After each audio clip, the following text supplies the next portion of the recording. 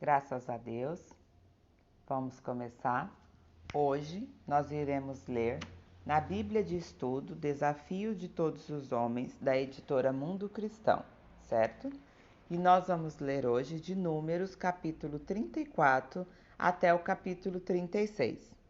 Números, capítulo 34. As fronteiras da terra. Então o Senhor disse a Moisés: dê as seguintes instruções ao povo de Israel. Quando entrarem na terra de Canaã, que lhes dou como uma promessa, como uma propriedade especial, estas serão as fronteiras.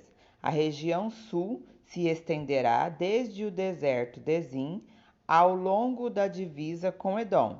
A fronteira sul começará no leste, na extremidade do Mar Morto. Ela se estenderá pelo sul, passando pela lateral do Escorpião em direção a Zin. Seu extremo ao sul será Cádiz Barneia, de onde seguirá até Azar-Adar e de lá até Asmon. De Asmon, a fronteira fará uma curva em direção ao ribeiro do Egito e terminará no mar Mediterrâneo. A fronteira oeste será o litoral do mar Mediterrâneo. A fronteira norte começará no mar Mediterrâneo e se estenderá para o leste do Monte Or, e de lá até Lebo-Amate, seguindo em direção a Zedade e continuando até Zifron, e daí até Azar-Enã. Esta será a fronteira norte. A fronteira leste começará em Azar-Enã, se estenderá para o sul até Sefã e descerá até Ribla, ao lado leste de Aim. De lá, descerá beirando o lado leste do Mar da Galileia e depois acompanhando o Rio Jordão até o Mar Morto. Essas são as fronteiras de sua terra. Então Moisés disse aos israelitas: este território é a herança que vocês repartirão entre si por sorteio. O Senhor ordenou que a terra seja dividida entre as 9 tribos e meia restante. As famílias das tribos de Ruben e Gade e a metade da tribo de Manassés já receberam suas porções de terra, do lado leste do Jordão, do lado oposto de Jericó, na direção do nascer do sol. Líderes para repartir a terra. O Senhor disse a Moisés: o sacerdote Eleazar e Josué, filho de Num, são os homens escolhidos para repartir a terra entre o povo. Nomeei um líder de cada tribo para ajudá-los com a tarefa. Estas são as tribos e os nomes dos líderes. Da tribo de Judá, Calebe, filho de Jefoné. Da tribo de Simeão, Samuel, filho de Amiúde. Da tribo de Benjamim, Elidade, filho de Quislom. Da tribo de Dan, Buqui, filho de Jogli. Da tribo de Manassés, filho de José, Aniel, filho de Efode. Da tribo de Efraim, filho de José, Quemuel, filho de Zifitã. Da tribo de Zebulon, Elisafã, filho de Parnaque. Da tribo de Isacar, Paltiel, filho de Azã. Da tribo de Aser, Aiude, filho de Selome. Da tribo de Naphtali, Pedael, filho de Amiúde. Estes são os homens que o Senhor nomeou para repartir as porções da terra de Canaã entre os israelitas. Números capítulo 35. Cidade para os levitas.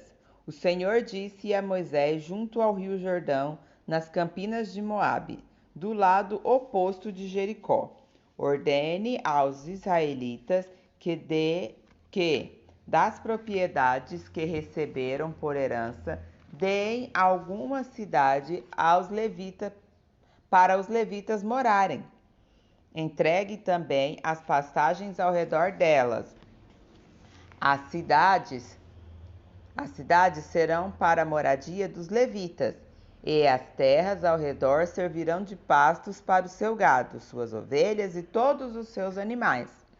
As pastagens reservadas para os levitas ao redor dessas cidades se estenderão em todas as direções por 450 metros a partir dos muros da cidade.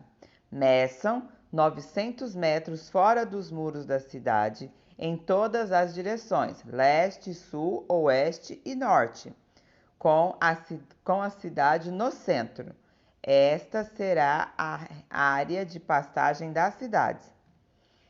6 das cidades que vocês derem aos levitas serão cidades de refúgio, para onde uma pessoa que tiver matado alguém acidentalmente poderá fugir e ficar a salvo. Além disso, deem a eles 42 cidades. No total, vocês darão aos levitas 48 cidades com as pastagens ao redor.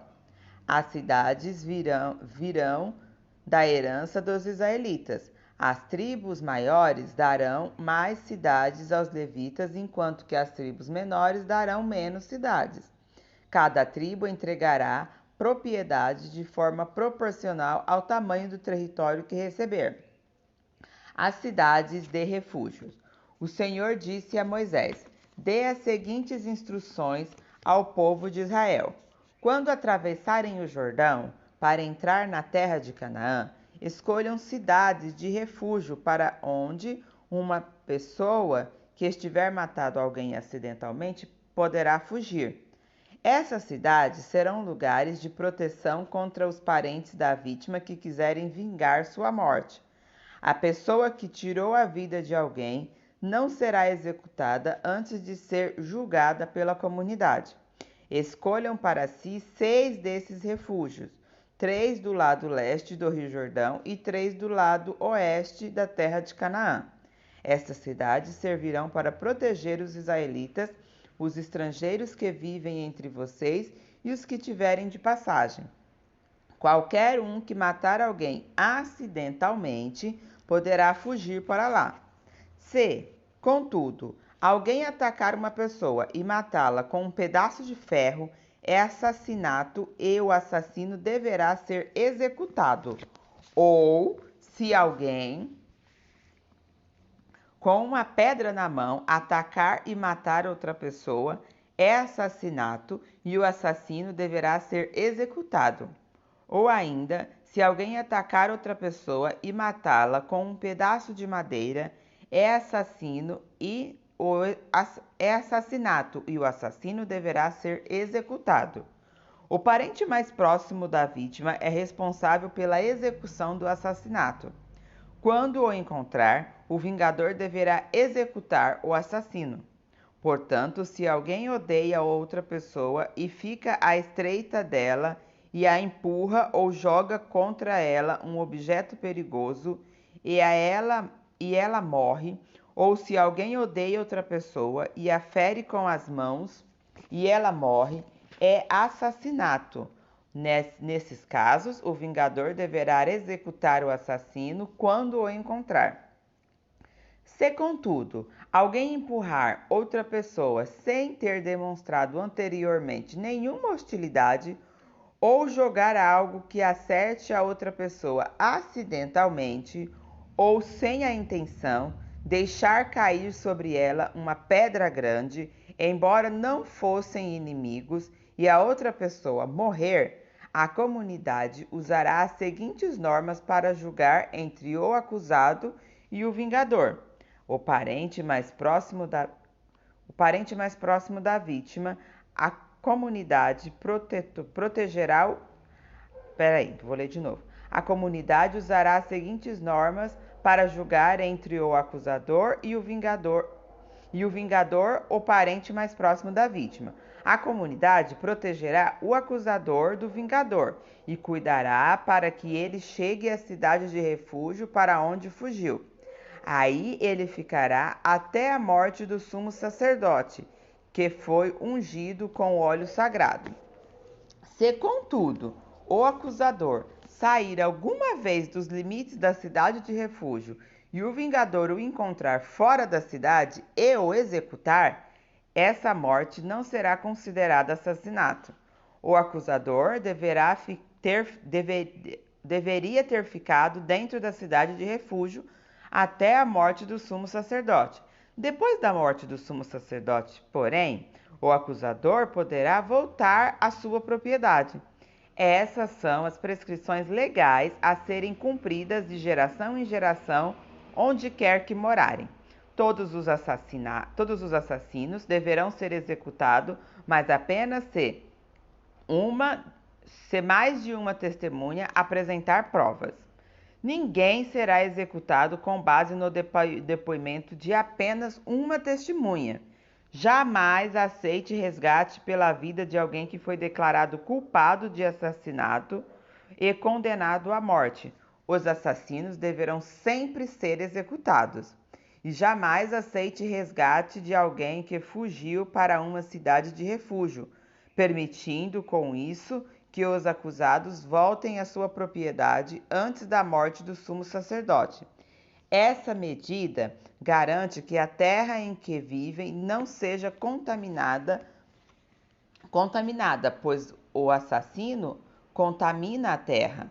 O único sacrifício que fará expiação pela terra em caso de assassinato é a execução do assassino. Não contaminem a terra onde habitam, pois eu mesmo habito ali. Eu sou o Senhor e habito entre o povo de Israel. Números capítulo 36. Mulheres que herdam propriedades. O chefe das famílias do clã de Gileade, descendentes de Maquir, filhos de Manassés, filhos de Josué, apresentaram uma petição a Moisés e aos líderes de Israel, os chefes das famílias. Disseram eles: O Senhor o instruiu a repartir a terra por sorteio entre os israelitas. O Senhor também o instruiu a entregar a herança que pertencia a nosso irmão Zelofeade às filhas dele. Mas se elas se casarem com homens de outra tribo de Israel, levarão consigo suas propriedades para a tribo dos homens com quem se casar? Com isso, a área total do território de nossa tribo será reduzida.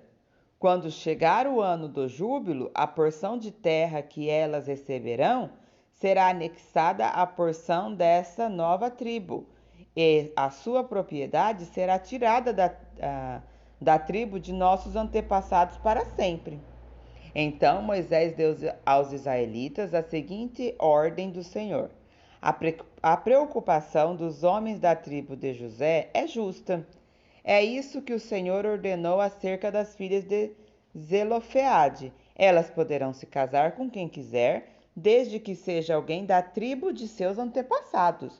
Nenhuma terra poderá ser transferida de uma tribo para outra, pois a porção entregue a cada tribo deve permanecer com a tribo para a qual foi inicialmente designada. As filhas de todas as tribos de Israel que têm direito a herdar propriedades deverão se casar com homem